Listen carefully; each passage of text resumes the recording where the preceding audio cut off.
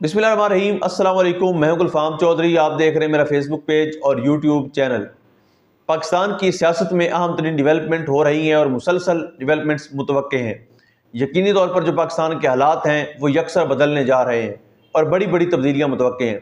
इस हवाले से हमारे साथ मौजूद है सिद्दीक जान साहब। उनसे जानते हैं क्या डेवलपमेंट हुई हैं, पहले उनकी बात सुनते हैं फिर उस पर बात करते हैं। जुर्म है, ये भी जुर्म है, खामोश होना भी जुर्म है, बुज़दिली है, लेकिन ये कम से कम उससे कम जुर्म है। तो अगर तब वीडियो करते तो आपको शायद ये कहना पड़ता कि गोली नहीं चली। नहीं नहीं नहीं नहीं, ये तो मैं कभी नहीं कहता।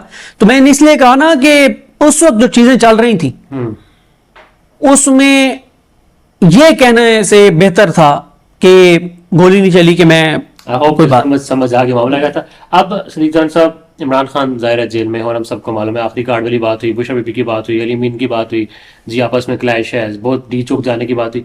इस सब में हमने देखा कि लोग पहुंचे भी, लोग वापस भी गए, लोगों की शहादतों की बात भी हुई और फिर मामला रूटीन पर आया। मगर फिर एकदम से फैज़ हमीद साहब, उनके ट्रायल की बात और मिलिट्री कोर्ट वाला सारा मामला हो गया। अब फैज़ हमीद साहब का कोर्ट मार्शल होना और फर्द जुर्म आयद होना कितना इंपॉर्टेंट है इस वक्त जब इमरान खान भी जेल में है और पीटीआई के दोनों DGI भी रह चुके हैं। मेरा ख्याल है ये सिर्फ इमरान खान को डराने की आखिरी कोशिश है। फैज़ हमीद का मेरा ख्याल है ये इमरान खान को डराने की आखिरी कोशिश है। बात यह है कि अगर आप दिन कभी बैठ के काउंट करें ना कि 9 मई पहले कहा गया कि 25 मई के जुर्म में भी उनकी तहकीकात हो रही है। 25 मई 2022 जब पेशावर वाला मामला यहाँ तक खान साहब जी, यानी हमें ये बताया जाता है कि फौज के अंदर इंटरनल जो नहीं, फौज के अंदर जो इंटरनल एहतसाब का सिस्टम है वो बहुत मजबूत है। फौज के अंदर इंटेलिजेंस, फौज की अपनी जो जिम्मेदारान उनकी इंटेलिजेंस बहुत सख्त है। तो ये एक ऐसी सख्त इंटेलिजेंस है कि 25 मई 2022 का मामले की तहकीकात दिसंबर 2024 में शुरू हो रही है। ठीक है, 2.5 साल बाद तकरीबन। ठीक है, एक बात। दूसरी बात यह है कि 9 मई की तहकीकात भी अभी जारी है। 9 मई जितना बड़ा जुर्म बताया जाता है हमें, उसके मुताबिक तो 15-20 दिन में समरी ट्रायल होना चाहिए था और कन्विक्ट हो जाना चाहिए था फैज साहब को। मतलब अभी उसके ऊपर भी तहकीकात जारी है। मेन जो मुद्दा है वो है जो काजी फाइज ईसा ने टॉप सिटी वाला भेजा था, वो टॉप सिटी वाले में उनके ऊपर एक फर्द जुर्म आयद की गई है। फर्द जुर्म क्या होती है? फर्द जुर्म ये होती है कि आपको इल्जामात पढ़ के सुनाए जाते हैं कि ये आपने किया है, कि आपने ये किया, ये किया, ये किया है। आप कहते हैं कि मैंने ये नहीं किया, आप इनकार करते हैं, तो आपको कहा जाता है कि आपको ऊपर फर्द जुर्म आयद कर दी गई है और अब आपका ट्रायल होगा। आपको ये जो चीजें हम समझते हैं कि आपने की हैं, हम इसके सबूत आपके सामने रखेंगे, हम सबूत लाएंगे और आप सबूत लाएंगे और आप इसको डिफेंड करेंगे कि आपने ये नहीं किया। तो ये तो मेरा ख्याल है कि ये जनरल फैज वाला मामला सिर्फ इमरान खान को डराने के हवाले से, वरना अगर लेके जाना इमरान खान को, ये यार पिछले 1.5 साल से तो हम सुन रहे हैं कि इमरान खान मिलिट्री कोर्ट में ले जाएंगे। ले जाए ना भाई, अगर इतना तपड़ है, ये हुकूमत बार बार हमें आगे कहती है कि मिलिट्री कोर्ट में ले जाए ना, मिलिट्री कोर्ट में। और भाई अब कौन सा वो कोई सिविलियन अदालतों में उसका ट्रायल हो रहा है? बकौल इमरान खान के कर्नल बैठे सारे। ठीक है, बात ये है कि ले जाए ना यार, ये रोज कहते हैं ले जाएंगे ले जाएंगे ले जाएंगे, इससे ड्रावा है, हकीकत नहीं। अगर ले जाया जाता है तो पीटीआई रद्द-ए-अमल देगी?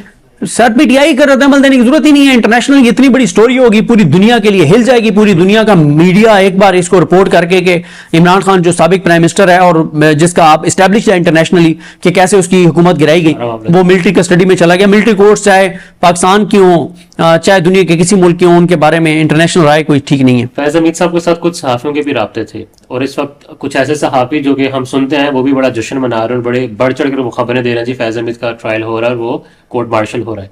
तो क्या ये सहाफी जिनका राब्ता रहा फैज़ हमीद से, वो भी गवाही दे सकते हैं फैज़ हमीद के खिलाफ? इतला है इसे देना, जिसका राब्ता था वो दे गवाही, जो जिसके पास कुछ है तो वो देना गवाही।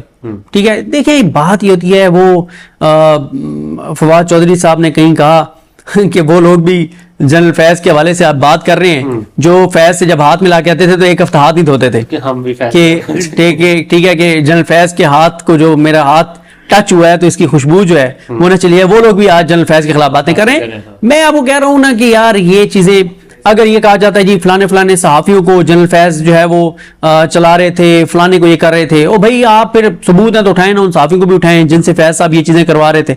और इमरान खान का राब्ता था तो अभी तक पे तहकीकात हो रही है 1.5 साल से। मतलब 9 मई को 1.5 साल गुजर गए। 1.5 साल में मतलब अभी तक तहकीकात ही चल रही है कि इमरान खान और जनरल फैज को राब्ता था। मतलब अभी तक 1.5 साल में पाकिस्तान का जो कहा जाता है कि 70 साल तारीख का सबसे आम केस है 9 मई, जी। 1.5 साल से उसकी तहकीकात मुकम्मल नहीं अभी तक तो लाहौर की सेशन कोर्ट में शायद फर्द जुर्म वाले मामले में वो तो अभी कुछ चल भी रहा है। मुझे लास्ट में बस ये बता दें कि एस्टैब्लिशमेंट क्या सोच रही है, और फिर मरियम नवाज शरीफ साहिबा चाइना गए हैं, बताया गया था सरकारी तौर है, मगर वहां से कुछ विजुअल्स में लग रहा है कि ये तो एक सियासी जमात को बुलाया गया था वहां पर, तो ये सरकारी जहाज F-16 वो एयरफोर्स का जहाज में किसी और जमात को तो नहीं मिलता?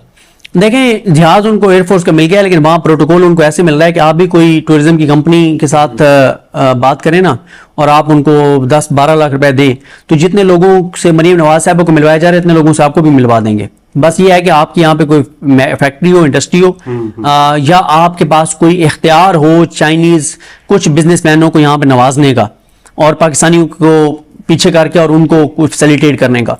आपकी यहाँ पे इंडस्ट्री हो या थोड़ा सा आपके पास इख्तियार हो, आप कोई हुकूमती अहदेदार ना हो, सिर्फ आपकी यहाँ पे कोई वर्थ हो 10, 12, 15 करोड़ रुपए की, और आप दें 10-15 लाख रुपए उनकी टूरिज्म कंपनी को, वो जितने लोगों से मरीम नवाज को मिलवाए इतने से आपको भी मिलवा देंगे। ये सरकारी जहाज में फिर जाना कैसे? सरकारी जहाज तो इस वक्त वो लाडली है ना इस निजाम की, तो वो तो लाड और प्यार में उनको जहाज मिला है, वो उसमें कोई उनको इसलिए थोड़ी मिला है कि वो बाहर जा रही है तो पाकिस्तान के लिए कोई इन्वेस्टमेंट लेके आएंगी। बिलावल भुट्टो साहब इस हुकूमत में CM PM बन सकते हैं? सवाल ही आपने ऐसा किया है कि बंदा क्या जवाब दे। जो जवाब मैं दूंगा लोग नीचे मुझे गालियां देंगे कि ये जवाब बनता था।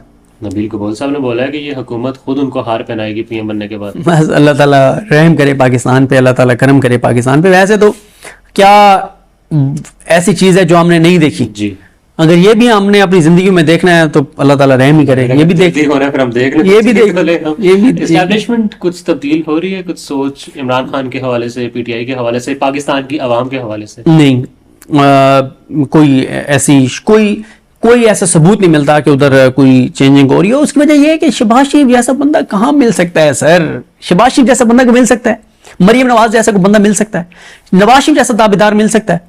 मतलब पाकिस्तान की तारीख में ऐसे ताबेदार नहीं आए। तो जो आप मुझे बताएं कि आपका कोई मुलाजिम हो, आप के साथ गाड़ी में भी ना हो, और आप जा रहे हो गाड़ी में और आप बंदा नीचे दे दें गाड़ी के नीचे, और आपका मुलाजिम उसके बाद जाके थाने में पेश हो जाए कि मैं गाड़ी चला रहा था और मैंने बंदा नीचे दिया, तो ऐसे वफादार मुलाजिम और नौकर की आप इस वाक़े को कदर करेंगे या नहीं करेंगे? साथ रखें। तो वाबदा साहब का ये कहना कि बुशा बीबी वाला मामला जो कि तलाक ले लें तो बच जाएंगे, तो क्या आप ये निज़ाम इमरान खान की तलाक करवा कर मामला आगे बढ़ाएं? ये तो ऐसी फजूल बात है, मैं इस पे कमेंट ही नहीं करना चाहिए, ऐसी घटिया बात है, सही बात है। वेलकम। जी बिल्कुल, जिस तरह से आपने सिद्दीक जान साहब को सुना कि आइंदा आने वाला जो हफ्ता है, ये चंद दिन है, ये पाकिस्तान की सियासत में कितने अहम है, और इसमें जो पाकिस्तान की सियासत है उसमें कितनी बड़ी तब्दीलियां मुतवक्के हैं। अल्लाह पाक वतन अजीज़ का हामी व नासिर हो। पाकिस्तान जिंदाबाद।